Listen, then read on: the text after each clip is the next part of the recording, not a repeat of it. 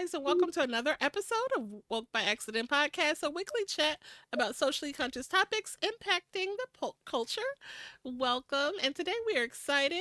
We have a special guest and a great show for you guys. And we want you to consider something in particular. What does it mean to nurture your dreams, push past obstacles, and embrace the journey? Because dreams do have fruit. So, whether you're an aspiring filmmaker, a creative at heart, or just someone who needs a little inspiration, this episode is for you. And let's go ahead and introduce our co host, Sambaza, host and creator of the Sambaza podcast, hailing from the Republic of Kenya in East Africa. Sambaza has made a remarkable impact in the podcasting world, earning 3 nominations for Best African Diasporan Podcast by the APVA, a featured presenter at the 2024 Afros Audio Podcast Festival, and 2025 Podfest participant. Welcome, Sambaza. Thank you, Jen. Glad to be here and another week and excellent podcasting. Can't wait for this show today. Yes, absolutely. A lot going on. Really excited about our episode. We are in March, which is Women's History Month. So I'm really excited about that. And our guest is definitely a personification of excellent strides for women. So definitely I'm glad to share this with you guys shortly. Thoughts about today's show, Sambaza? Um, I am excited about today's show. Like I'm always excited about every show that we have, but since it's the beginning of March and this is Women's Month, Women's History Month, I think it's best to start off with the person that's about to come on the show. I don't want to tell her. Okay, for sure, Yeah. for sure. So, here's another thing I'd like for you guys to consider. So, what does it take to turn dreams into reality, to go from vision to execution, from storyteller to award nominated filmmaker? Today, we sit down with a powerhouse in the industry who has done just that. So, before we get started to introduce our guests, we do want to continue with sharing positive mental health behaviors. So, Simbaza, please share your affirmation. Okay. Affirmation of the week. It says, I must remember the incredible power I possess within me to achieve anything I desire. I'll repeat that again. I must remember the incredible power I possess within me to achieve anything I desire. Awesome. Thank you for sharing that. Definitely love the affirmation. So, we will continue to share that with you guys. So, at this time, we will go ahead and introduce our guest. She is a Harlem native, a writer, a director, and a creative force. You may know her from her Emmy nominated work on Only Murderers in the Building, featuring Steve Martin and Martin Short, or directing episodes of HBO's Insecure, or most recently Netflix's Running Point. Or perhaps you have seen her 2023 feature directorial debut, Young Wild Free, which is the recipient of the 2025 NAACP Image Award for Outstanding Writing in a Television or Movie Special. But beyond the accolades, our guest is a dreamer and a doer, someone who has carved out a space in an industry that isn't always welcoming to fresh voices. So please welcome today Mrs. Thembi Banks. Hi, how are you? Hey, welcome. Welcome. Nice to be here. Thanks for having me. Absolutely. So glad to have you. Yep. So, welcome to the show. Now, before we get started, my task usually is to go around Africa and look for a proverb to Okay. bring to you. Our proverb today comes from a country called Chad. Now, before we get into the proverb, I want to give some few tidbits about Chad. The Sahara Desert covers much of northern Chad and is the third largest desert in the world.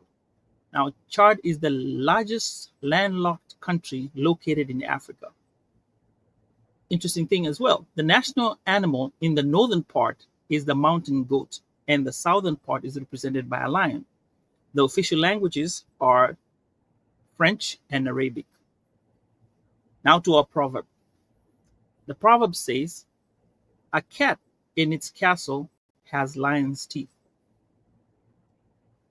I'll repeat again. A cat in its castle has lion's teeth. What do you think about the proverb? Or which can you decipher from it? A cat and A cat in its castle and its castle.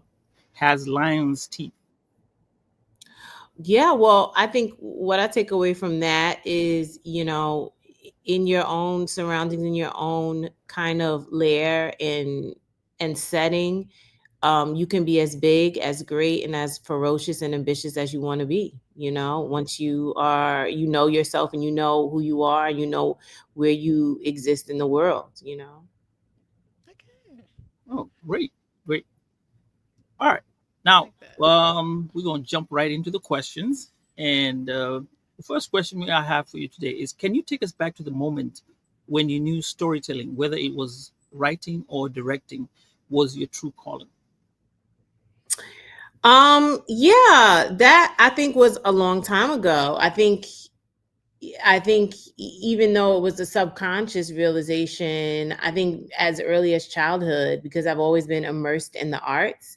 So I started off in elementary school participating in like orating, like storytelling contests. They were really big in my elementary school and in my district. And so that was probably one of my first forays into performance and art and visual art. And then from there, I became a dancer, and I was in a professional company and we toured France.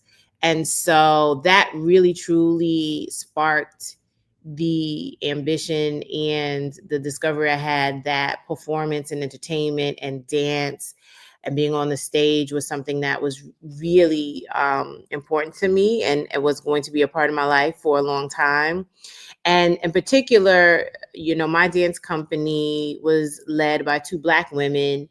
And so they pulled from the tradition of African dance and from Black dancers. And so storytelling is a huge part of that experience. Everything from, our West African dance, which included like call and response, and we, my dance teachers, they studied under Dunham, and of course Alvin Ailey and Judith Jameson. And so they brought that into the fold for us. And so we learned very much, a lot of choreography and a lot of routines that were steeped in Black tradition, and just steeped in the Black experience as far as performing and dancing is concerned. And then, from there, by the time I entered high school, I had transitioned from dancing into acting. And so I went to performing arts high school. I went to the performing arts high school, the Fame School, so LaGuardia.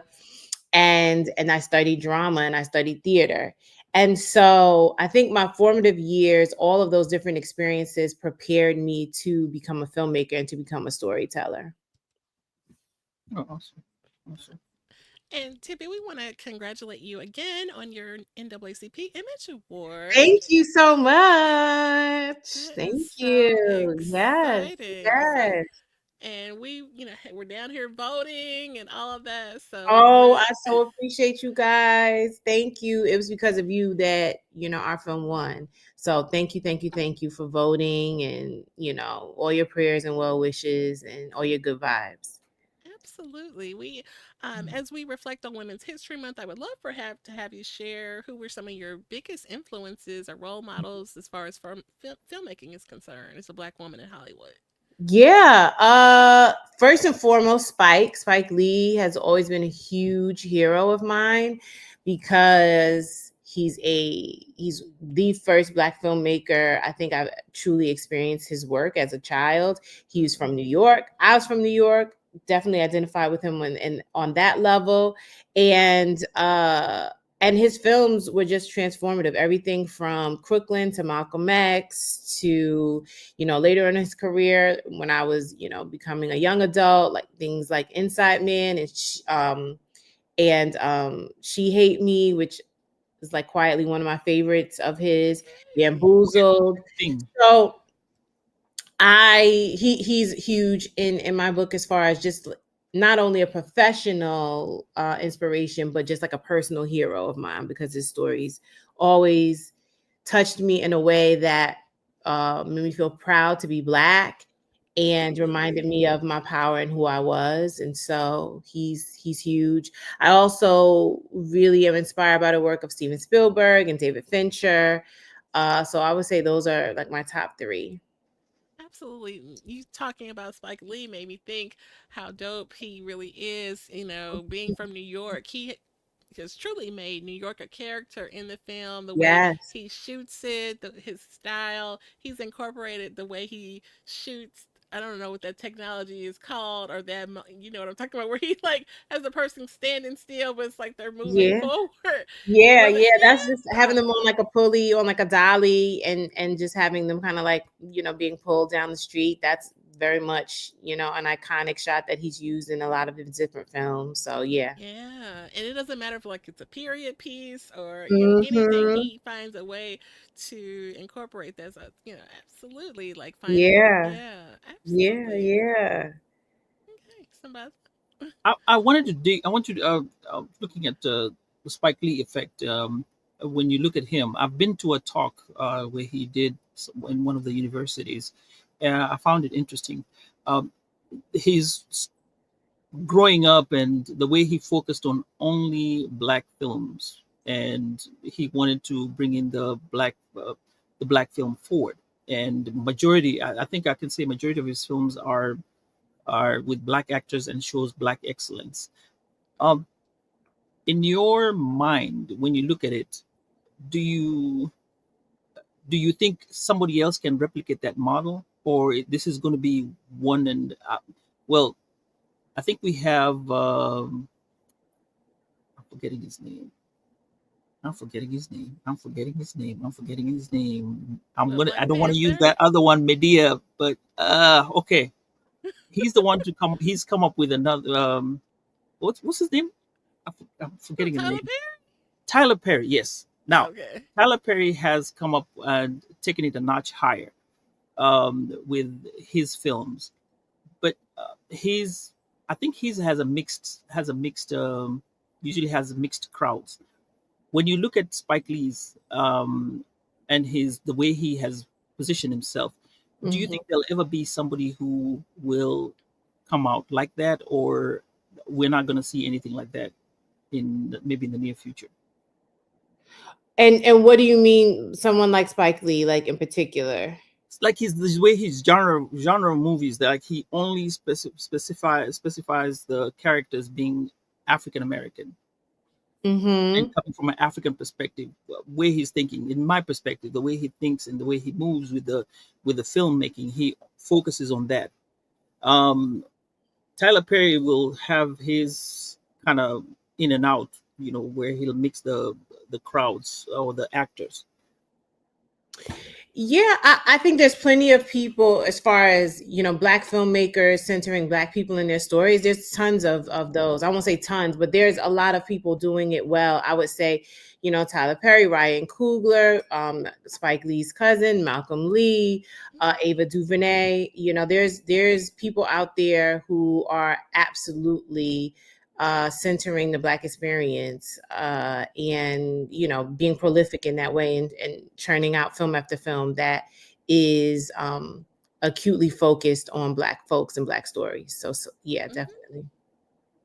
Okay, so it'll still be there. Okay. So my question also comes: what are some of the practical steps for aspiring writers and directors who want to follow your footsteps?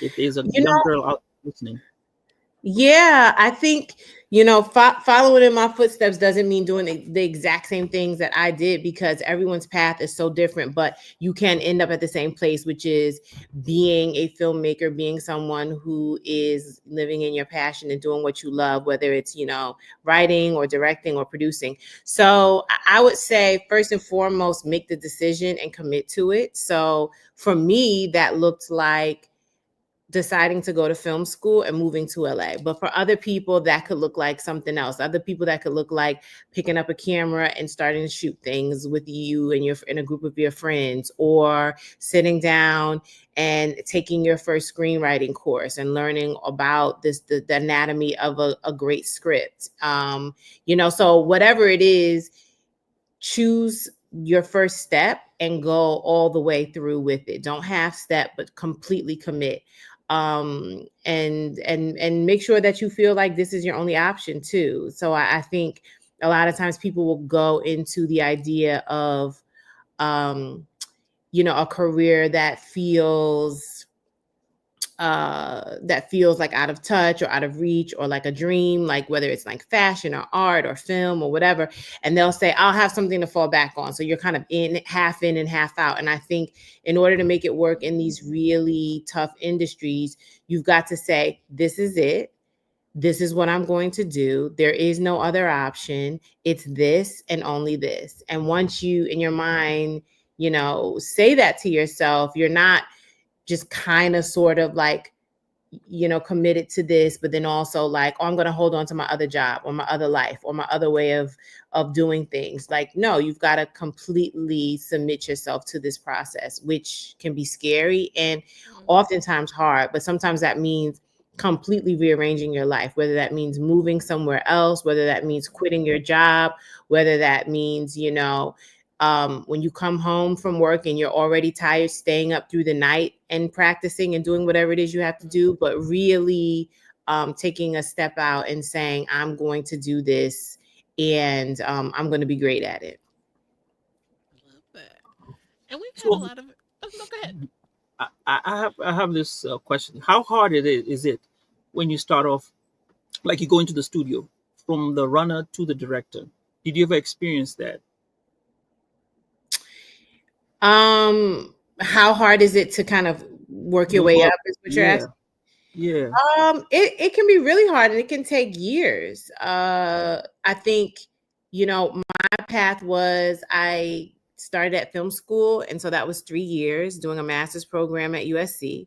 After that, uh, I worked several different types of jobs, but at the same time, always writing. So I knew I wanted to get my foot in the door with writing, specifically TV writing. And so no matter what job I had to pay the bills, I also always carved out time. And when I first started off, I was with a writing partner. We always carved out time to write and get our scripts in great shape. So that means you're working two jobs, really, right? Like you're working one job, preferably in the industry that you want to be in, right? So we were PAing and we were assisting and we were doing odd jobs, but at the same time, we were spending our weekends and our evenings writing, getting our 10,000 hours in, as they say, right? Like you need to spend 10,000 hours doing that thing you need to do to become good or great at it. And so we were writing every chance we got, working on our scripts, having, our friends read them, give us notes on them, sending them out to people, getting feedback on them, submitting our scripts to all sorts of contests and competitions. And so I would say it took a couple years, but we got our first writing gig professionally, which launched us into TV writing after a couple years. But it was nonstop grinding. It was every single day working towards getting that first gig. Okay. I'm gonna ask this question because I want to get the viewer to have an idea of what you do, because we're talking about director, writer. As a director, when you go on set, what is the role of a director? What is your day to day like when you're sitting there? I'm imagining, are you the one who says, okay, I want you to move here, to move there, and this is what I want? Or are you the person that they they they do all the running, and then you come in and get on the camera and run the camera shot? Right. So it's so funny hearing you talk about it, because you're like, how does it work? So for episodic TV directing, that's a very different process than making your own film. In TV, that's a writer's medium. So the writer is sort of the most in charge, if you will. for film, the director is the most in charge, if that makes sense. So Mhm. when I do, my gigs where I'll come in and do an episode or two on a television show, usually it's a week to, a couple of weeks of prep. Prep includes lots and lots of meetings, talking to every department head. So, talking to the head of production design, how do we want these sets to look? Talking to costume and saying, what are people going to be wearing in each and every scene, and going through, looks and making approvals and making suggestions. Props, right? Like when it says in the script, he's holding a water bottle, which water bottle are we talking about? They'll give you a selection of 5 different water bottles, and you'll decide what that is for every single prop in every single scene. So you're having lots of meetings, you're talking with the producers, you're talking with the writers, and you're understanding what's the point of this episode, what's the goal of each character in these scenes. Should I be going for a more dramatic performance, or should I be going for a more comedic performance at this moment? What does this line mean? I read it, I interpreted it as this. What were you hoping to interpret it as? What should I be doing when I'm on set to make sure that this line is realized the way that you guys intended? So a lot of work, which can be, again, be a couple of days to a couple of weeks depending on the show. And then you start shooting. Mhm. And if you can imagine, I always say all the work is done in prep, because you're asking all the questions, learning all the information, doing all the research and homework. And once you get on set, everything is so fast paced. You're literally working with your DP, who's your director of photography, or the person who's shooting it. And you're working with the whole crew, that's 100 or so people, and you guys are just quickly, getting through your day. You're shooting your scenes, you're getting different takes, you're massaging your performances, you're making sure that it looks great, that the lighting is great, that the camera movement is great, and you're moving on to the next scene and on to the next scene and on to the next scene. And you do that for however many days your shoot is, and then you wrap. Do Yeah, you have you a have the preference of host. of which one television versus film, or? You know, I would say, just from a because I am a filmmaker, and that means that I typically start from the script process and putting the words to the paper, whether that's an original script, or sometimes the studio or producers will come to you and say, hey, we've got this script, but we want you to do a rewrite on it, we want you to fix a few things or zhuzh it up or add some things into it. But because it's such a creative process, and it's like a baby being born, right? It starts at the script phase, and that's like the infancy, and then you grow it and grow it and grow it until you've completed an entire hour and a half worth of visual art, right, that you push out into the world. That is such a beautiful and laborious experience. I Mhm. would have to say, if I had a preference, I love being a filmmaker, For because sure. there's just so much of myself that I pour into it, and I learn and grow so much from that process. But there's so much to love from the TV experience, because you come in, you're a guest, so to speak, right? Like, they've been working on this show and writing this show for months, sometimes years, and you Mhm. come in, and the expectation is that you learn how they do things, you learn what they want, you learn what the goal is, but you also sprinkle in a little bit of what you bring to the table, your magic, because they're Mhm. hiring you to say, what else can you do to elevate what we've already done, right? You're not coming Mhm. here to just do the same old thing or do what Mhm. they would have done. You're coming in to do what you would do. And you get to work with amazing people. And when you do that a lot, you walk away saying, man, I just worked on that show and that show and that show. And I worked with 500 different people when you put it all together, and everybody had different experiences and wisdom and ways to do things. And I want to pull from that person on that show who showed me this, and I want to pull from that one from that show because I like the way they do that. So there's so much to learn when you do television. It's like you're training, it's like, you're running and you're training with different coaches. So I love both, but I think I love filmmaking a little bit more, just because, again, I get to put a little bit more of myself into it. So Absolutely. yeah, so I was listening to NPR the other day, this past weekend, and they mentioned the hours that it takes to run a TV show, and that's why I'm saying Mm. they say she would come in. This lady, they were talking about this. Okay, let me bring in the to bring the subject in. They were talking about there are only 4 TV dramas that are there currently, and they were actually emphasizing on this new one that's coming out, Behind the Gates, the one, the all black one, right? Yeah, it's a soap So opera. Yeah. yeah, so they were saying when you get in to do that, you can start from 6 o'clock and not end until midnight, and then back again the next day at 6 o'clock. Those are a lot of hours to be working on a show. Um, and that's why I was going to ask you, and I say that's hard work. Those Mhm. hours you really put in are massive. Um, does this There's a sense of gratitude when the film is done, right? And how do you what can you say the feeling is when it's over and done with, especially the last day of the shoot, like you're ending the show, all these laborious times, you worked hard. How was the feeling at that point?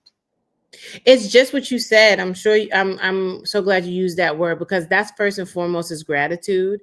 And so typically the culture on any set is that on your last day, the AD, the assistant director will announce, that's a wrap on such and such, and everybody will clap, right? But what's really important in that process is there's just um a ritual and culture of going around and thanking everybody and letting everyone know how much you appreciate their hard work and supporting you, and also allowing you to come and do this amazing job that is magical, right? Like you create uh, a visual that hopefully will touch people's lives, that will live on, and it's a beautiful thing. And so you just kind of end that process, um thankful obviously to God and the universe, but then also thankful for everyone who was involved, because like you said, there's long hours and everyone's tired at some point, but they won't, if you need to get another take, they're going to say let's get another take, because they know, like, we want perfection, we want excellence. So even though we're tired, let's do it one more time just to make sure we got the best that we could get. And so that's, typically the energy that you get from everyone on set, from the what anyone would say the smallest job to the largest job. And so it's a great feeling to be able to finish and complete something and look around and say all of us, put in our magic and our hard work, and we finished. Yeah, yeah. With that, okay, this is a bit the one that I have to ask. Different people, different attitudes, different backgrounds. Um, how do you deal with that and bring them together and make this Mm. set work? Because Mhm. it's part, and I think part of your job may include dispute resolution and Oh, try to stroke people's egos. yes, Yeah. yes, How yes. do you handle that? And is it something that you learn on the job, or is it something that you're taught in school and you get ready, or Mm. is how do you handle this? Uh, you do have to be a little bit of a therapist, a little bit of a person who understands conflict resolution, and someone who always is going to come to the table with a solution, right? Because that's also the name of the game. When you're on set, problems come up every day. There's issues that come up every day. Oh, we wanted this scene to include a baby or a child, but because we were running behind on time, the clock went out on that child. They need to go back to school now, right? Because you have limited hours with kids on set. So now we may not have the child. How do we rearrange and rethink this scene without the child? Stuff like that, right? Like, and like that's just like a random problem. But like real issues and problems come up all the time that threaten the vision that you had for your show, your scene, your project. And so you always want, as a director, and any person on set, but as a director, you always want to remain calm, and you always want to come to the table and say, I realize this is what the issue is, this is what the challenge is, but here's what I think we can do to fix it. And you just rattle off options, right? Can we do A? Can we do B? Can we do C? Can we do a mixture of A and C, right? Like you always have to come to the table Mm, with some answers and some solutions and some suggestions to your problems. And then I think in managing all the different personalities, it's so true. You may have two actors in a scene and one person wants to do one thing and another person wants to do the other. Or you may have an actor in a scene and mhm, whatever you suggest, they could be like, I don't want to do that, right? Like, or I see it differently, or I want to do it my way, right? And so you're constantly having to say, great, right? Like winning their favor, being able to charm them, being able to reason with them, being able to say, we're on the same team, let's collaborate and make this the best we can. So let's maybe take my idea and your idea and see which one will work. Or here's why I suggested my idea. This accomplishes X, Y, and Z.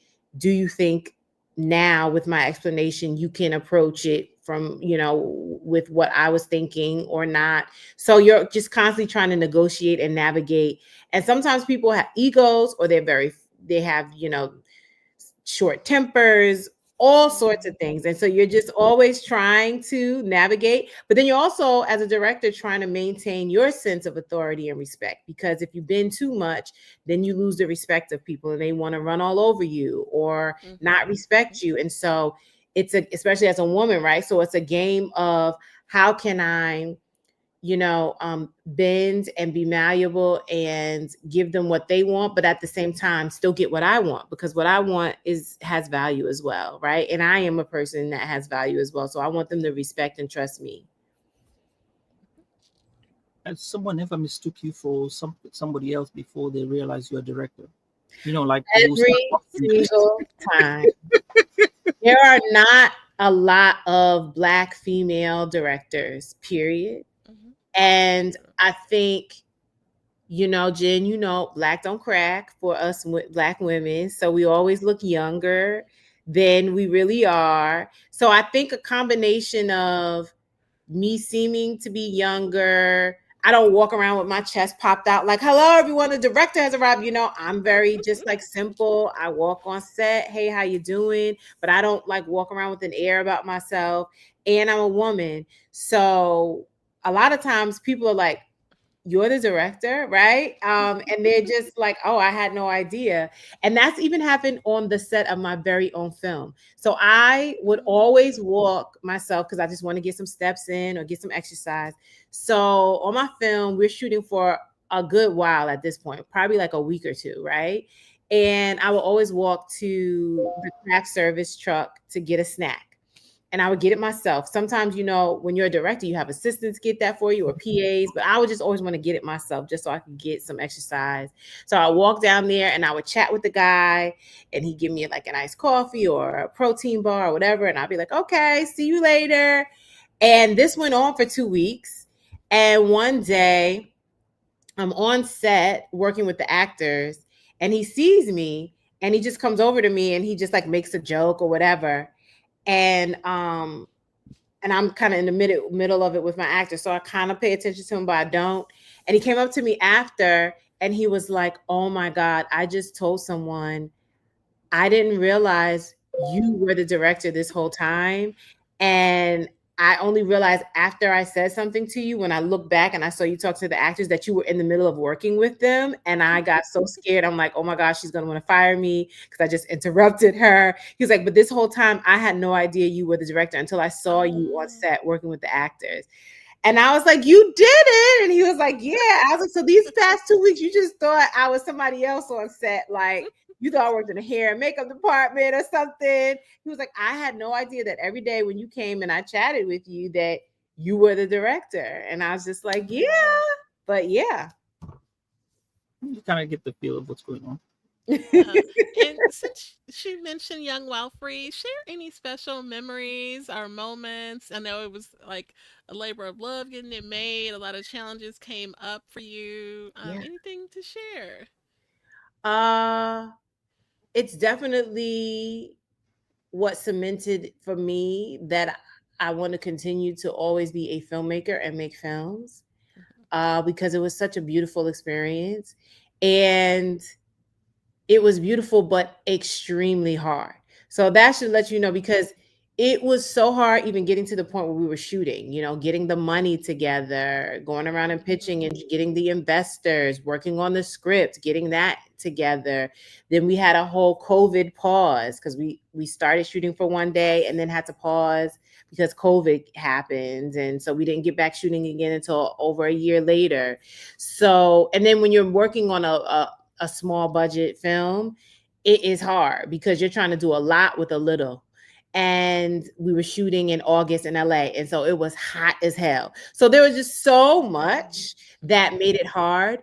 But I was blessed in hiring a crew of people, a lot of them black women, black men, who were so cool, who were so passionate and talented that at one point I was driving to set and I didn't feel like I was going to work. I felt like I was going to hang out with my friends. And I was just like, I can't wait to see these people again. Because I just was so excited to be around them and laugh and joke and create with them and make magic with them. They would come to the table with such brilliant ideas and it would inspire me and make things even better than I had envisioned. And you get excited, right? You get excited when you're like, okay, I want this. And then the person comes to you and is like, well, I was thinking that. And you're like, that's even better. Oh my God. Right. And you're like, you're so dope. You're so talented. I love you. And we just had a good time to the point where like we had 18 overnight days, which meant that we for about 18 nights we shot overnight, like starting at like Mm. 5 p.m. and shooting all the way to 5 a.m., which as you can imagine is so tough. And you would think after that we'd be like, I don't want to see y'all for like forever, like I'm going home and going to sleep. But like on our last day after that, we came back and had like a little like rap party, and we were still just so excited to be around each other. And we still are very tight to this day. We're still all very much in touch with each other, very much still cheerleading each other. We created a family, and I want to be able to do that over and over and over again. That's cool. And I'm really gonna encourage people to check out this film because it is Thank so you. creative Thank and the you. way that it's shot, the look of it, it's really good. And I'm so glad you got outstanding writing because that is like such a compliment to you, you Oh, know. thank you. Yeah. Yes, the script, my friend who I went to film school with, sent me the script and was like, would you want to direct this? And I read it and I fell in love with it. And he was like, I think you should also take a pass at doing some rewriting, especially because there's some strong female characters. And he was a guy and he was like, it needs a woman's vision and touch to like kind of go in and rewrite those women to make them feel real from your perspective. And then Mm-hmm. also just do what you want with it, like make it better, add things, take things away, reinvent it however you want. And um and so it's like he and his writing partner had the seed in the story, and then allowed me and encouraged me, and also helped. I would send them drafts. What do you think? Give me notes. And so that's really what script writing is. It is such um a collaborative medium. Even though you're the sole writer, you're constantly, if you have that community, asking people to give you notes, thoughts, advice, help you craft the script, to get it in shape. And so to win for writing was really, really special because it's something that, I was able to do with two writers that I've known since I moved out here and started film school, and two writers that I love and respect. Okay. Now, question: with the success in movie, right? In movies and film, do you get paid like royalties? Because I think a lot of people don't understand if it's a career or a job, and where do we go with that? Yeah. So, we recently, our industry went on strike a couple like last year, over a year ago. And it was for many different reasons, but it all boiled down to, a lot of the reasons was fair, like, fair pay that keeps up with, the times. Because a lot of the arguments were that, you know, people were getting paid more back in the day than they are now with the advent of streaming and cable. And one of those things is like the money that people get for what you say is like royalties, but it's like residuals, we call it, which is like every time the show airs in a different country or every time, you know, it re-airs, you should get a percentage of money for it. And so that does exist both for writing and directing, where, you know, you write something or direct something, it goes on TV, and then it keeps getting replayed and replayed, and the studios come up with this formula to say, you know, based on how many times it was replayed or based on how many times it was resold in different countries and different territories on different platforms, you'll get X amount of dollars. So that is a part of like how we get paid as creatives. In perpetuity, or it has a is that Yes, has in an end? perpetuity. Yes. Mhm. Okay, As okay, long as the piece is still running. If the piece is not on television anywhere or it's not being replayed anywhere, then you don't get any money. But as long as somewhere out in the world it's being replayed, and people are still watching it, or it's being sold to more new territories or more new platforms, you'll continue to get money. But if it just kind of like doesn't exist anymore, because that was kind of the issue with, if you remember the actor, Jeffrey, I forget his last name. He played Elvin on the Cosby Show, and he was working at Trader Joe's, and everyone was like, "Oh my gosh, what is he?" This guy was on TV on like one of the most popular shows ever, and now he's at, you know, at Trader Joe's. And when they interviewed him, he was like, you know, my income did take a dip because after the scandal with Bill Cosby, they stopped running the Cosby Show on a lot of different channels. So I stopped Mm-hmm. getting as many or any residual checks, you know? So yeah. okay, okay. Because Mhm. that's the part where a lot of people don't understand the after the record, they're like, okay, fine, I have credits, but those credits do mean something when they roll down there. People do sit and watch, and they're like, oh, my name is there, so there's a check coming in the mail Yep. for something. So even if you did a little bit, you're going to be there. Oh, that's very nice. And part of the fight for the strike, you know, and part of the fight that people are continuously saying now is, you know, back in the day when there was just only four channels, like Mm-hmm. ABC, NBC, you know, whatever, um if you wrote an episode of like, you know, Law and Order, or, you know, some hour long, or Seinfeld or something like that, sometimes your residual check, like that initial one, which tends to be the most money, it could like, it would be as much as like $80,000, right? Like, and so it's just like, whoa, you know, that can pay my mortgage for the year. And so when that dwindles and dwindles and dwindles to the point where it's like $800 now, you know, that's a Mm-hmm. major difference. And so, you know, when you're not working anymore, or you're going through a a spout, you know, spurt, you know, going from $80,000 residual check to 800 residual, and you live in an expensive town like LA or New York, you know, that Mm-hmm. can really, um, you know, cause a major financial upset for you, you know. I And can see it. so, you know, it's important to know that though the way that we get paid, it seems like a lot of money, but it's because people aren't, it's not an everyday job. You know, you can go months Mm-hmm. without working again. And so that money kind of like gets you through that span of not working. Okay. And then you mentioned some of the concerns that the Hollywood community had with that strike. A lot of actors, female or women actors, have expressed like unfair pay for women or black women and things like that. Hmm.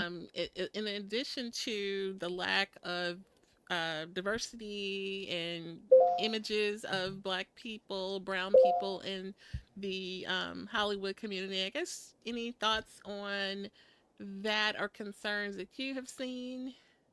Yeah, I think post strike has been extremely hard Mm-hmm. because the industry did not come back full force, or come back in the way that it was before. And it probably will never get back to that way. I think at one point there were, I don't know the number, don't quote me, but like 800 shows across every single network. And that's a lot of TV that people aren't just watching, and that, you know, but those were a lot of jobs as well. And so Mm-hmm. to cut that more than half, right? Like right now, that it's so much less work out there, so that means a lot of people are struggling to find jobs in our industry, whether they're actors or crew members or what. And then of course, when you take into account Black folks, which already didn't have as many shows, and now Mm-hmm. that's even less. And I don't know if you guys have kept up, but a lot of Black shows have been canceled, since the strike. Yes. So we're definitely feeling the brunt of it, where it's just like not only are there just like less shows, but there are even less shows that feature Black and brown people. And so it's a struggle to get work for sure. Mm-hmm. Mhm. Wow. Another thing that has been experiencing throughout, everybody's experienced this, AI. Um, can you kind of run us through the progression of how when you started, how it was, and then bring us up to date, and how AI has kind of got into the system Hmm. and writing and film, and what are the changes that it's been causing in that industry, and what do you think the future is? I think this is going to be like 3 parts.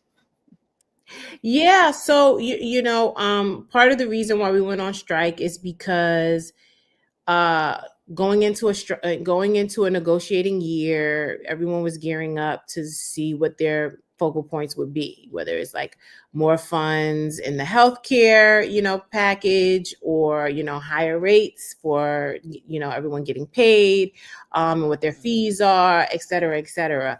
And then kind of out of nowhere, AI became a thing that they just kind of like sprinkled in there. Like, this thing is bubbling up. It's something that we should start to incorporate into our contract. But it really became a big deal when, at the negotiating table, the first, couple of rounds of negotiations, the studios would respond and say, we'll give a little on this, we'll give a little on that. We're not giving anything on AI. And if you're a smart person, which our negotiating teams were, they were like, you don't want to give anything on that. You don't even want to address that. That lets us know that you got plans, right? Like, that lets us know that Mm-hmm. because you don't even want to address it or touch it, that there are things brewing over there, and you don't even Mhm. want to attempt to give us anything on it. And so that was a clue for us. Like, things are happening on that side. They're trying to find a way to utilize AI, and they don't want to share with us, and they don't want to negotiate with us on that. And I was just Mm-hmm. not smart on their part, because it's just like, as soon as you shut down a conversation on something, I know that it's an important conversation, right? Like, right? Like, if you go to Yeah. someone and you say, I want to talk about this and that, and they say, that's off the table, okay, there's something there, right? They don't even want to talk Yeah. about it. That means something over there is happening. And so that sparked the whole interest in AI. Hmm. And everyone just started to quickly, there are different unions and guilds, whether it's the DGA for the directors, the WGA for the writers, and SAG for the actors. Everyone Mm-hmm. started to quickly understand how AI could impact their individual fields. And once, information started bubbling up, like for actors, what could be on the table is them using your likeness and just, regenerating it, and not paying you really but one time fee for that. And then your face or your image or your likeness can just be used in perpetuity, for the rest of, the life of it. It's like, that's not cool. And for writers, Mm-hmm. it's like Mm-hmm. using AI, systems to create scripts or rewrite scripts or come up with like story ideas. And it's like, okay, then that leaves us out of a job, possibly, right? Eventually. Yes. And, and so you start to realize we need to start getting systems and rules and regulations in place, or everyone will be out of a job or severely undercut and underpaid to the fact where they won't even be able to make a living, because their job will be this small, because it's like, we just need you to do this, everything else can be done by Mm-hmm. AI, right? And so Mm-hmm. it just Mm-hmm. became a larger conversation, and it's an ongoing conversation to just make sure that human beings are still a part of the storytelling process and are getting Mm-hmm. paid for it, and not Right. robots. Definitely. And Okay. it's such a good tool, but it can, like you say, be a threat, you Yeah, know? yeah. And on the Mm-hmm. flip side, in talking to my community and my peers, there's lots of great things about AI that we love, that we can utilize for directors coming up with, your lookbooks and your visuals and your previs, which is basically like your storyboards that show like an animation that shows people how I want the shot to look or how I want the stunt to look. Mhm. Using AI to enhance that makes you, a better filmmaker, because you're like, oh, before I used to have to scribble on a piece of paper and to show you like it's going to look like this, but now with AI, I can basically create a little mini movie to show you how I want this scene Mm. to look. So there's great uses for it. Mhm. But it just has to be regulated and done in a way where, the real human beings aren't cut out of the process. And Definitely. I remember back in the day, this was a long time ago, when you used to get on set and see, like, the way you had a piece of cup that's you had that particular way, and you had to leave set and come back the next day. So somebody had to go and film the whole thing on a regular camera and then keep it in store. So the next day, if anything moved, you can go back and look at the Oh camera my and god. then yeah. And then nowadays, I think it's changed where you just take a picture and then the next day you just see this is what way it was and this is where it was. So I think a lot of things have changed in that industry. Yeah, and we I just bet want to you have keep up with stories the about that. Yeah, we just have to keep up with the times, and yeah, Sure. yeah, but it's just it's changing quickly. I Sure. think the guy who had the best job in my part, this is just me recollecting my older dates, was a guy on the film, because they prepared everything for him and then everything was ready, the film, everything put in, and then he's told just come in. He sits there and then runs and then he says, okay, that looks good, and then Mhm. leaves. And they got paid a lot of money, and I was like, this was the one thing I want to do when I become old. So Too funny. Yeah. you still do that? Is that one of the coolest jobs that you've seen? Because I think that's the guy. I mean, he sits. I thought he's the person who sits around and does really literally for like 5 seconds or 10 seconds. He just comes, sits on the chair, and everything is ready for him, and then he just moves, looks at the picture, and then says, "Okay, that's a good one. We'll use that one." Yeah, Yeah. Yeah. Yeah, yeah, yeah. a lot of people should be getting into that career. All Oh right. my god. Before we wind it down, Jen, I have Sambaza. one question. Uh-huh. Yes. Miss Tembi, are we like your role as you are right now? This is to the future. Have you, or do you have any people you're mentoring, or is there a program that you reach out to for future girls to be aspiring to be like you, and like cameramen, or be like in that industry?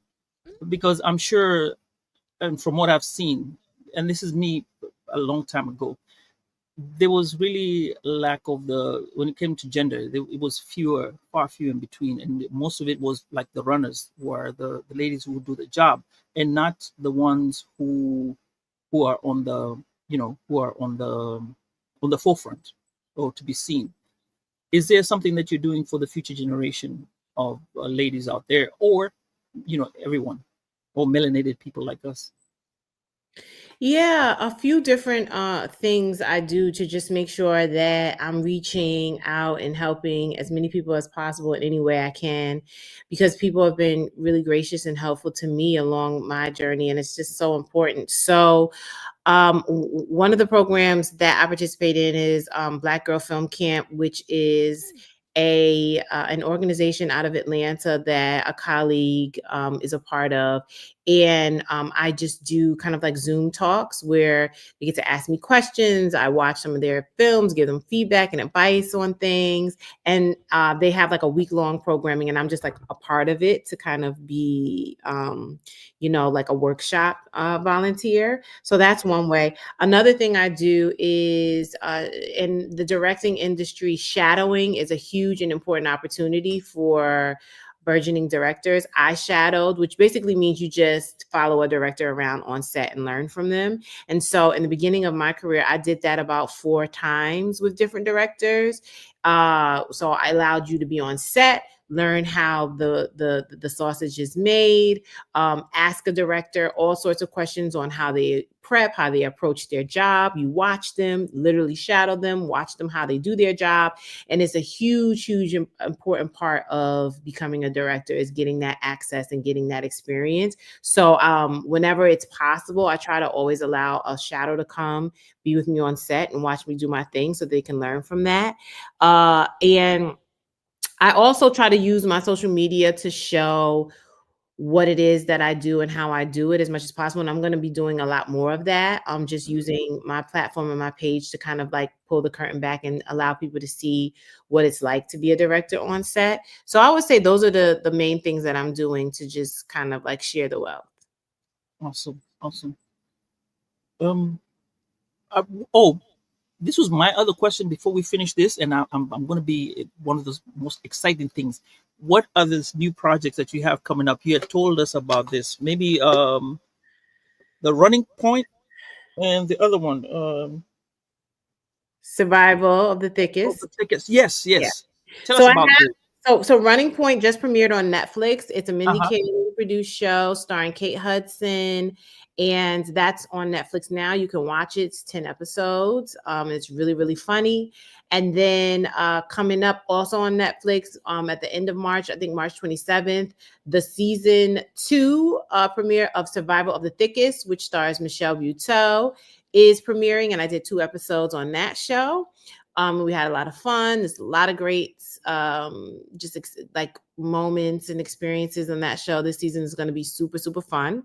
And then in May, also on Netflix is a new show from Mara Brock-Akil. So if you know Mara from Girlfriends and Being Mary Jane, she has a new show on Netflix called Forever. It's based on the Judy Blume book Forever, and it's about 2 teenage beautiful Black kids falling in love in high school and all the drama that surrounds that, and even some family drama that they have. And so it's very sweet, it's very cute. And it also just shows and highlights beautiful Black families who are pouring into their young kids in a way and trying to, like, grow them into amazing adults. And so I think people are really going to love it because we haven't had something like that, I think, in a long time or even ever, like a drama. Absolutely. So Definitely. those are the things that you can look out for.